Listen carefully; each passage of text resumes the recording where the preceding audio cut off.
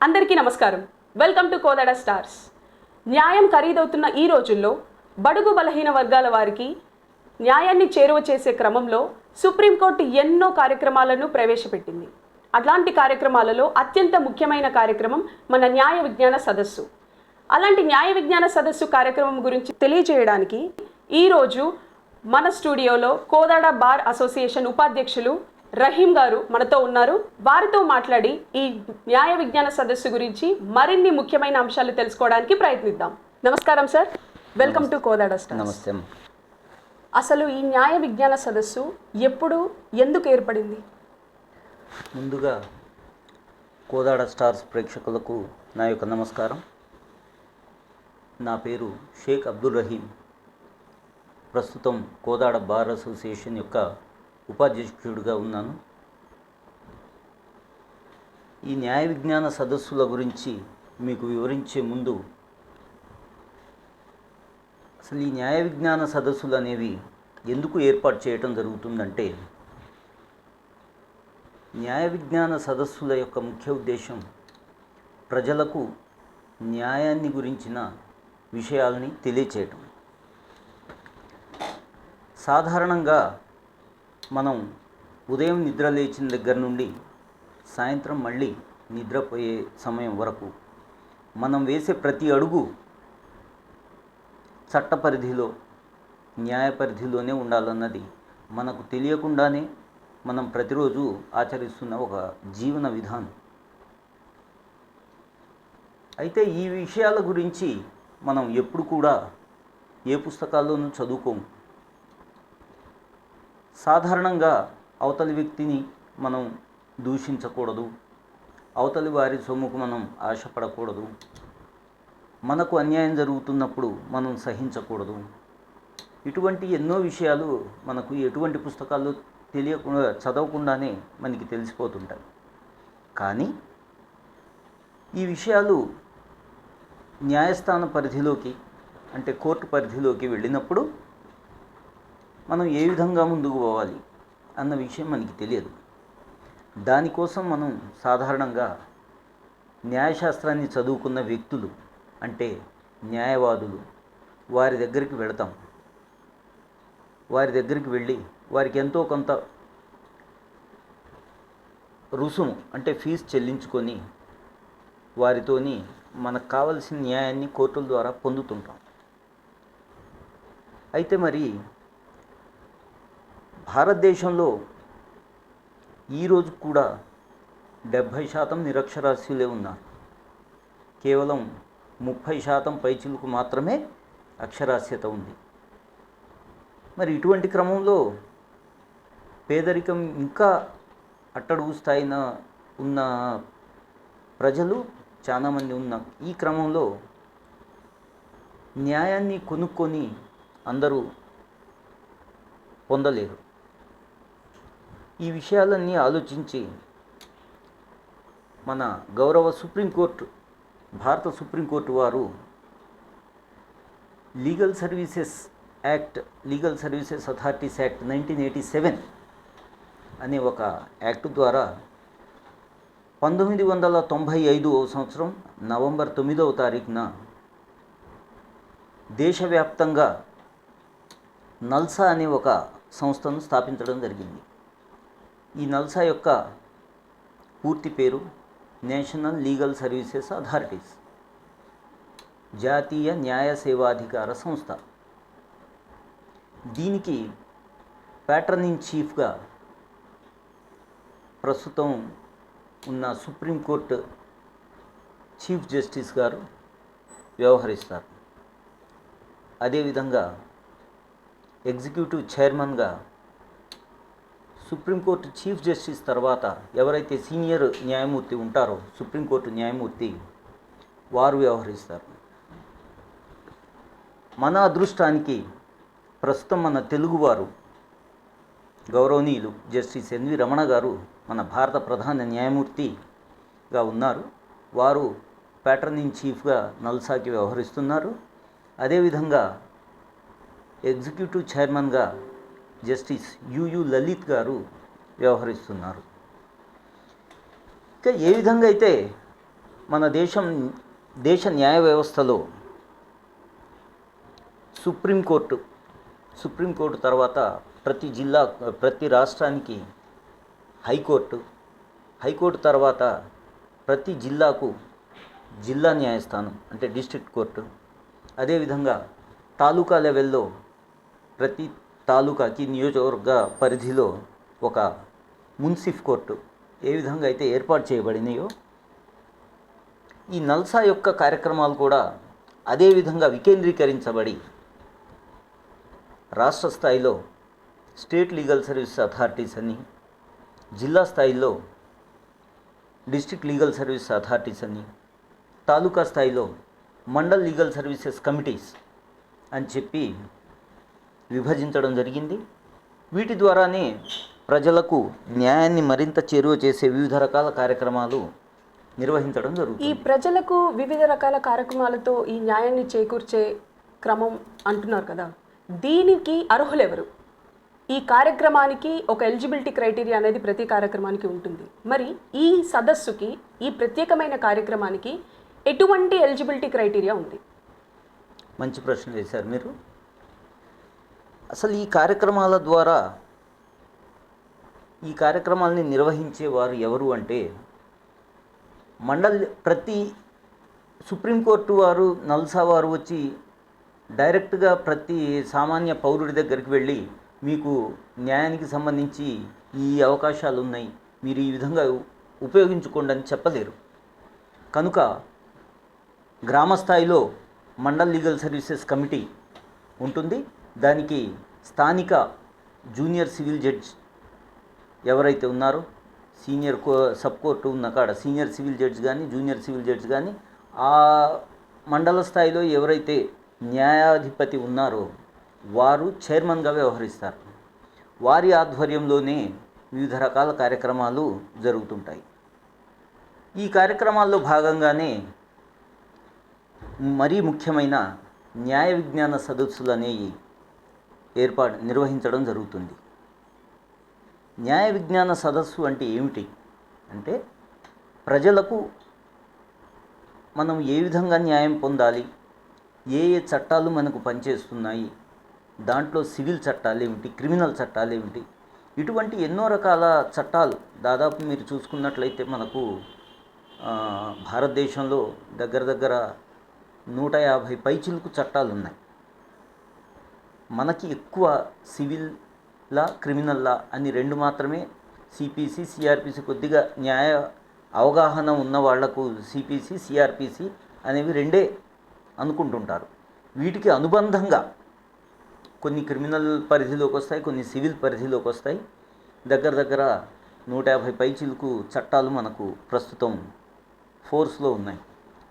ఈ చట్టాలన్నిటి గురించి మరి ప్రతి ఒక్కళ్లకు ఇంటింటికి వెళ్ళి మనం చెప్పలేం. కాబట్టి న్యాయ విజ్ఞాన సదస్సు ద్వారా ప్రతి సామాన్య పౌరుడికి ఈ చట్టాల గురించి తెలియచేయటం మొదటి పాయింట్. రెండవ పాయింట్ వచ్చేసి, న్యాయాన్ని ప్రతి ఒక్కళ్ళు కొనలేరు కాబట్టి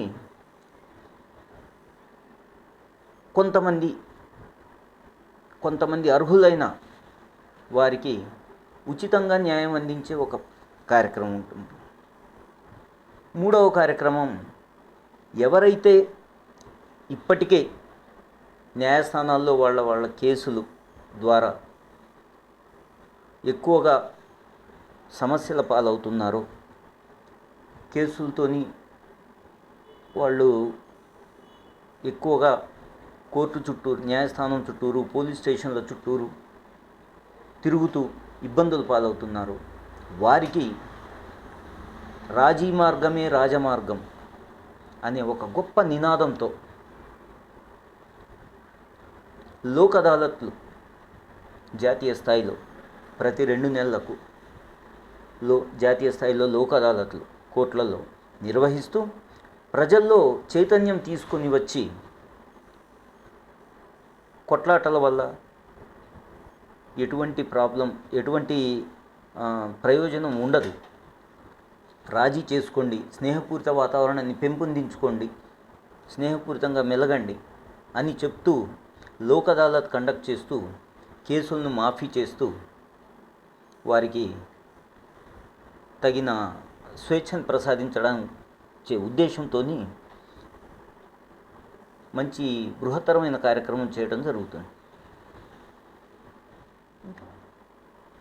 లోక్ అదాలత్ల ద్వారా మరి ఎన్నో కేసులను వందల్లో వేలల్లో దేశవ్యాప్తంగా కేసులను పరిష్కరిస్తూ ప్రజల మధ్య సుహృద్భావ వాతావరణాన్ని నెలకొల్పే దిశగా ఈ నల్సా పనిచేస్తూ ఉంది. ఇదే కాక కొన్ని వర్గాల వారికి వారి వారి యొక్క అర్హతలను బట్టి మరి ఉచిత న్యాయాన్ని కూడా అందించడం జరుగుతుంది. మరి మీరు ఉచిత న్యాయం అంటున్నారు కదా, మరి దీనికి ఒక ఎలిజిబిలిటీ క్రైటీరియా అనేది మాతో ఏమన్నా షేర్ చేస్తారా? తప్పకుండా.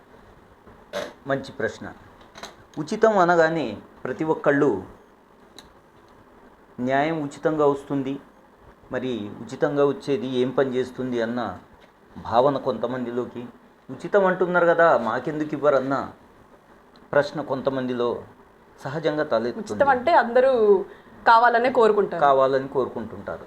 కానీ ప్రతిదానికి ఉచితం.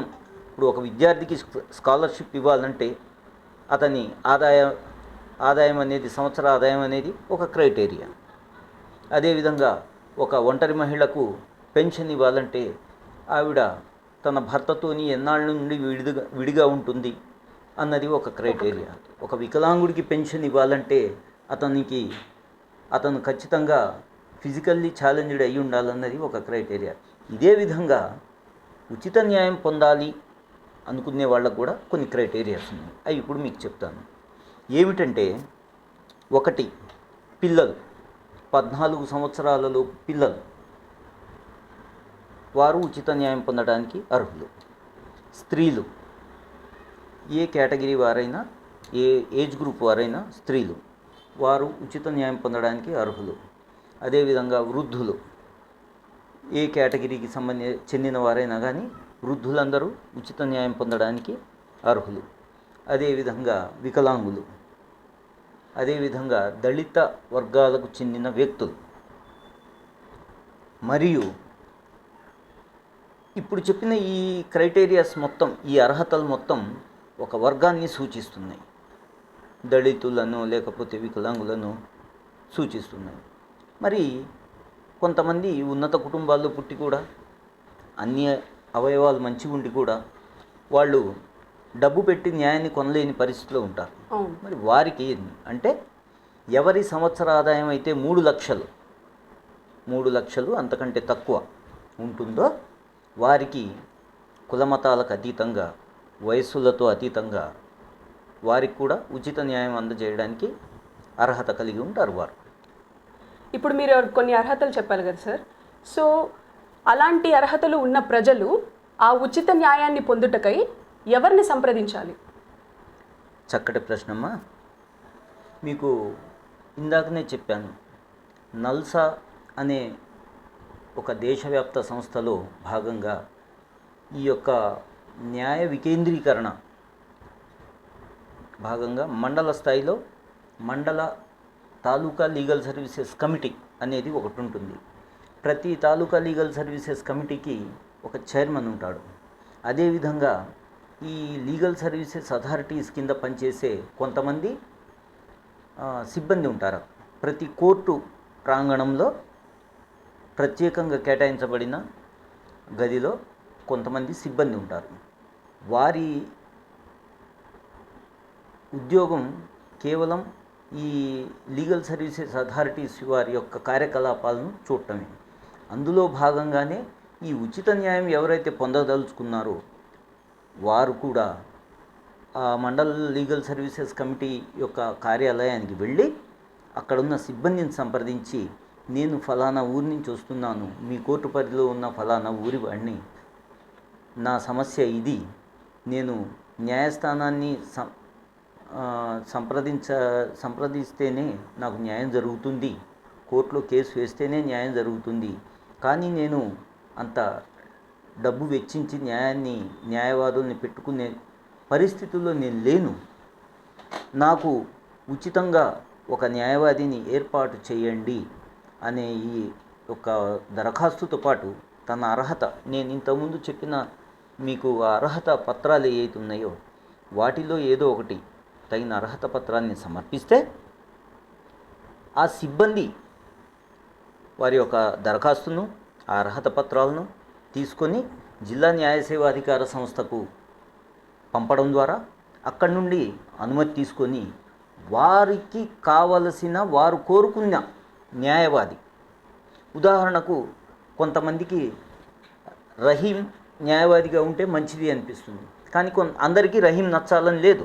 తెలిసిన వాళ్ళైతే బాగుంటుంది. కొంతమందికి రాధాకృష్ణమూర్తి గారు చేస్తే బాగుంటుంది, మా సీనియర్ గౌరవనీయులు, మా సీనియర్ బార్ మెంబర్ అయిన సుధాకర్ రెడ్డి గారు, రాధాకృష్ణమూర్తి గారు లాంటి వాళ్ళతో కూడా మేము కేసు వాదింపజేసుకుంటే మంచిగా ఉంటుంది, కానీ వాళ్ళ సీనియారిటీకి మేము వాళ్లకు డబ్బు పెట్టి మేము కొనలేము అన్న పరిస్థితి ఉన్నప్పుడు మన దరఖాస్తులో న్యాయవాది పేరును కూడా సూచించే అవకాశం ప్రజలకు ఉంది.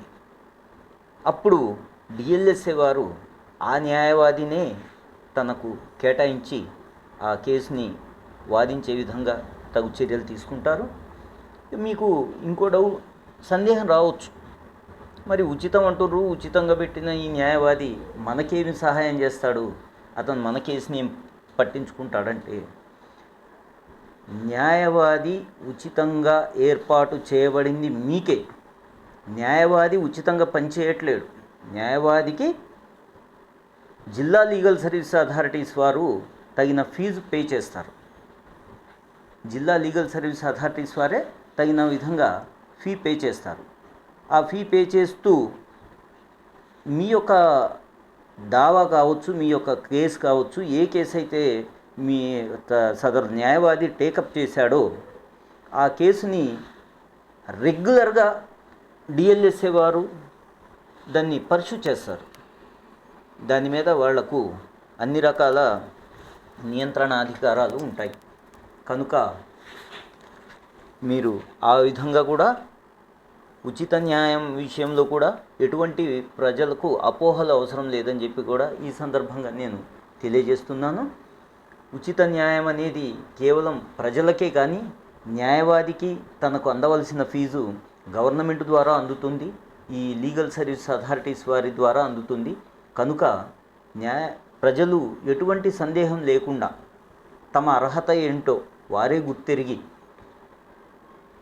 న్యాయాన్ని కొనలేని పరిస్థితుల్లో వెళ్ళి కోర్టు ఆవరణలో ఉండబడిన మండల్ లీగల్ సర్వీసెస్ కమిటీ వారి కార్యాలయంలో ఆ సిబ్బందిని సంప్రదించి వారి దరఖాస్తుని, అర్హత పత్రాన్ని సమర్పిస్తే ఆ సిబ్బంది వారి యొక్క దరఖాస్తును జిల్లా న్యాయ సేవాధికార సంస్థకు పంపి వీరు కోరుకున్న విధంగానే న్యాయవాదిని ఏర్పాటు చేసి వారికి న్యాయం అందించేలా తగు చర్యలు తీసుకుంటారు. సార్, మీరు చెప్పిన అర్హతలు ఉండి కూడా చాలామంది ప్రజలు ఈ ఉచిత న్యాయ సేవల గురించి తెలియక చాలా ఇబ్బందులు పడుతున్నారు. మరి ఈ న్యాయ విజ్ఞాన సదస్సుల గురించి వారికి ఎవరు అవగాహన కల్పిస్తున్నారు, ఎవరు ఈ రెస్పాన్సిబిలిటీని తీసుకోవాలి? ప్రజలకు న్యాయాన్ని మరింత చేరువ చేసే ఉద్దేశంతోనే నల్సా అనే సంస్థ 1995 నవంబర్ 9వ తారీఖున ఏర్పాటు చేయడం జరిగింది. దీని ద్వారా ప్రతి రాష్ట్రానికి స్టేట్ లీగల్ సర్వీస్ అథారిటీస్, ప్రతి జిల్లాకు జిల్లా లీగల్ సర్వీస్ అథారిటీస్, ప్రతి మండల స్థాయిలో, మండల కోర్టు స్థాయిలో మండల్ లీగల్ సర్వీసెస్ కమిటీ అనేవి ఏర్పాటు చేయడం జరిగింది. వీటికి కొంతమంది సిబ్బందిని కూడా ఏర్పాటు చేయడం జరిగింది. మండల స్థాయిలో ఉన్న మండల్ లీగల్ సర్వీసెస్ కమిటీ వారు తమ సిబ్బంది సహాయంతో ఫలానా ఊరిలో, ఫలానా మండలంలో మేము ఈ న్యాయ విజ్ఞాన సదస్సు నిర్వహించాలి అని అనుకున్నప్పుడు ఆ ఊరికి సంబంధించిన ప్రజాప్రతినిధులు కానీ, ముఖ్యమైన ప్రభుత్వ కార్యాలయాలకు కానీ,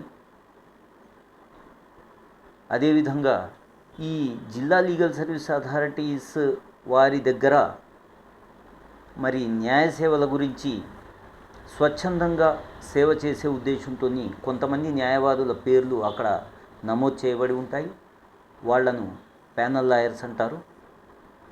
మరి ఆ ప్యానల్ లాయర్స్ యొక్క సహకారంతో ఈ మండల్ లీగల్ సర్వీసెస్ కమిటీ సిబ్బంది ఈ కార్యక్రమాలను నిర్వహించవలసిన ముఖ్య బాధ్యత వహిస్తుంటారు.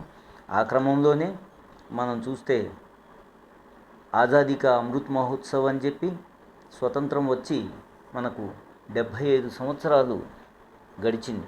ఈరోజు కూడా మరి పేదవాడు న్యాయాన్ని పొందాలంటే, కోర్టుకు రావాలంటే మరి భయపడే పరిస్థితి నెలకొంది. ఖర్చులకు భయపడి చాలామంది ఆస్తుల్ని వదిలేసుకొని, జీవితాలని వదిలేసుకొని, కుటుంబాలు చిన్న భిన్నమైపోయిన వాళ్ళు కూడా ఉన్నారు. మరి వాళ్ళందరిని దృష్టిలో ఉంచుకొనే ఈ యొక్క నల్సా అనే సంస్థ మరి ఈరోజు విస్తృతమైన కార్యక్రమాలు, భారతదేశ వ్యాప్తంగా విస్తృతమైన కార్యక్రమాలు, ప్రతి నెల కనీసం 2 కార్యక్రమాలు మినిమం. మన స్థానిక జడ్జీలు ఎంత పని ఒత్తిడిలో ఉన్నప్పటికీ మరి ఈ కార్యక్రమాలకు ఎంతో ప్రాధాన్యతనిచ్చి మా న్యాయవాదుల యొక్క సహకారంతో వారు ఈ కార్యక్రమాలు చేస్తూ ప్రజలకు న్యాయ విజ్ఞానాన్ని, చట్టాలంటే ఏమిటి, చట్టాలు మనకి ఏ విధంగా ఉపయోగపడతాయి, మనం చట్టాలను ఏ విధంగా గౌరవించాలి, న్యాయాన్ని ఏ విధంగా పొందాలి, మరి స్నేహపూరిత వాతావరణాన్ని మనం ఏ విధంగా పెంపొందించుకోవాలి అనే కోణంలోనే మరి ఈ లోక్ అదాలత్లు నిర్వహించడం కానీ, రాజీ మార్గాన్ని ప్రజలకు విస్తృతంగా ప్రచారం చేయటం కానీ జరుగుతుంది. కనుక ప్రజలకు ఎటువంటి ఉచిత న్యాయం అనే కోణంలో ఎటువంటి సందేహాలు అవసరం లేదు. వారి అర్హతలను వారే పరిశీలించుకొని, మరి నేను వికలాంగుణ్ణి, నేను వృద్ధుణ్ణి, నేను 14 సంవత్సరాల లోపు బాలుణ్ణి, నేను వితంతు అయిన స్త్రీని, నేను అల్పాదాయ వర్గానికి చెందిన వ్యక్తిని అని చెప్పి వారి యొక్క అర్హతను తీసుకొని ఒక దరఖాస్తు రాసుకొని మండల్ లీగల్ సర్వీసెస్ కమిటీ వారికి, సిబ్బందికి కానీ అందజేసినట్లయితే ఖచ్చితంగా వారు వాళ్ళ దరఖాస్తును జిల్లా న్యాయ సేవా అధికార సంస్థకు పంపి వారికి ఫలానా న్యాయవాది నాకు ఈ కేసులో వాదించాలి అని కానీ వారు కోరుకుంటే ఆ న్యాయవాదికి తగిన ఫీజును జిల్లా న్యాయ సేవాధికార సంస్థ వారే చెల్లించి వారికి ఏర్పాటు చేయడం జరుగుతుంది. ప్లస్ అంతేకాకుండా ఈ కేసు తేలేంత వరకు కూడా డిఎల్ఎస్ఏ వారు కేసుని పర్యవేక్షణ చేస్తుంటారు. ఎప్పటికప్పుడు వారు ఏర్పాటు చేసిన న్యాయవాది ఎటువంటి అలక్ష్యాన్ని అయినా ప్రదర్శిస్తున్నారా, లేదా కేసు విషయంలో చక్కగా కక్షిదారుడికి సహకరిస్తున్నారా లేదా అనే విషయాన్ని డిఎల్ఎస్ఏ ఎప్పటికప్పుడు పర్యవేక్షణ చేస్తుంటుంది. కనుక ప్రజలకు నేను ఉచిత న్యాయం కదా అని చెప్పి ఎటువంటి మీరు అపోహలు పెట్టుకోనవద్దు. న్యాయవాదులు పైసలు తీసుకుంటేనే వాళ్ళు ఏం పనులు చేస్తారో ఏమో, ఉచితం అనేవారికి మనకేం పనులు చేయరు కదా అనే అపోహలు పెట్టుకోవద్దు. ధైర్యంగా రండి, న్యాయాన్ని పొందండి. మీకు తెలియజేసేది ఒకటే. కనుక ఈ అవకాశాన్ని ఖచ్చితంగా అందరూ వినియోగించుకోవాలి. ఆ ఉద్దేశంతోనే ఈ న్యాయ విజ్ఞాన సదస్సులు ఏర్పాటు చేయడం జరుగుతుంది. సార్, ఈ న్యాయ విజ్ఞాన సదస్సుల గురించి ప్రజలకు మీరు ఎటువంటి సందేశాన్ని ఇస్తారు? ప్రజలకు నేను తెలియజేసేది ఒకటే. ఉచిత న్యాయం అంటే ఎటువంటి అపోహలు పెట్టుకోకుండా సాధ్యమైనంత వరకు గొడవలకు వెళ్ళకండి.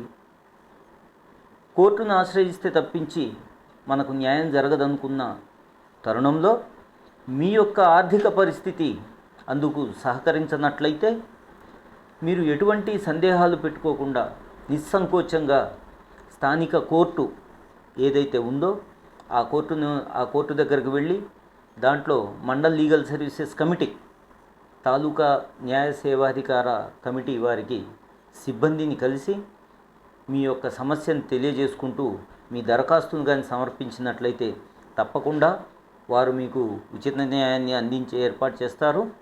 కనుక ఈ విషయంలో ప్రజలు ఎటువంటి అపోహలు పెట్టుకొనవద్దు. ఈరోజు కూడా మేము న్యాయ విజ్ఞాన సదస్సుల ద్వారా ప్రజలకు తెలియజేసేది ఇదే. అదే కాకుండా సాధ్యమైనంత వరకు ఇప్పటికే న్యాయస్థానాల్లో వివిధ రకాల కేసుల్లో కోర్టు చుట్టూరు, న్యాయవాదుల చుట్టూరు తిరుగుతున్న ప్రజలకు కూడా నేను కోరుకునేది ఒకటే. సాధ్యమైనంత వరకు మీ వివాదాలను స్నేహపూరిత వాతావరణంలో పరిష్కరించుకోండి. రాజీ మార్గంలో పయనించండి. రాజీ మార్గమే రాజమార్గం అనే ముఖ్య ఉద్దేశంతోనే ఈ నల్సా ఏర్పాటు చేయడం జరిగింది. దీని యొక్క ఫలాలను ప్రజలు సంపూర్ణంగా అనుభవించిన నాడే ఈ యొక్క నల్సా ఏర్పాటుకి సంపూర్ణత చేకూరుస్తుందని చెప్పి నేను ఆశిస్తూ ప్రజలను తప్పకుండా దీన్ని ఉపయోగించుకోవాలని చెప్పి కోరుకుంటున్నాను. Thank you sir. మా స్టూడియోకి వచ్చి ఈ న్యాయ విజ్ఞాన సదస్సు గురించి ఎన్నో ముఖ్యమైన అంశాల గురించి మాతో చర్చించారు. Thank you. చూస్తూనే ఉండండి కోదాడ స్టార్స్.